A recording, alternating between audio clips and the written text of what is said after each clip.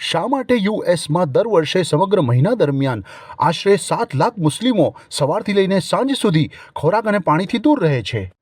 આ કોઈ ભૂખ હડતાળ કે અસામાન્ય ફેટ ડાયટ નથી.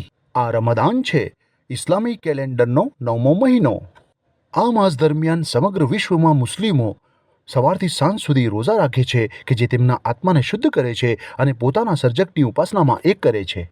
રોઝા દ્વારા મુસ્લિમો ઇબાદતનું એક મહત્વપૂર્ણ કાર્ય કરે છે કે જે ઇસ્લામના તમામ પૈગંબરો નૂહ, ઇબ્રાહિમ, મૂસા, ઈસા અને મુહમ્મદ સલ્લલ્લાહુ અલૈહિ વસલ્લમે કર્યું હતું.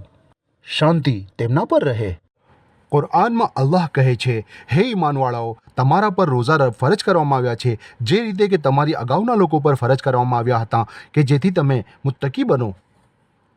રમદાનના ઘણા બધા ફાયદાઓની વચ્ચે મુસ્લિમો આત્મસંયમ કેળવે છે તથા દુનિયા દ્વારા અનુભવાતી રોજબરોજની ભૂખનો પણ અનુભવ કરે છે. આત્મસુધારણા માટે રમદાન અનેક તકો પૂરી પાડે છે, વધુ નમ્ર અને ઉદાર બનાવે છે તથા સારા કાર્યોની તરફ દોરે છે. જ્યારે રમદાન પૂર્ણ થાય છે ત્યારે મુસ્લિમો ઈદ ઉલ ફિત્ર માટે ભેગા થાય છે. રોઝા છોડવાની ખાસ ઉજવણી. આ ખુશીના દિવસે ઈશ્વરના ઉપકારો માટે તેનો આભાર વ્યક્ત કરાય છે. મિત્રો, પાડોશીઓ અને સંબંધીઓ એકબીજાને મળે છે અને સમુદાયને સહકાર આપે છે. રમદાન અને ઇસ્લામ વિશે વધુ માહિતી માટે ગેઇન પીસનો સંપર્ક કરો.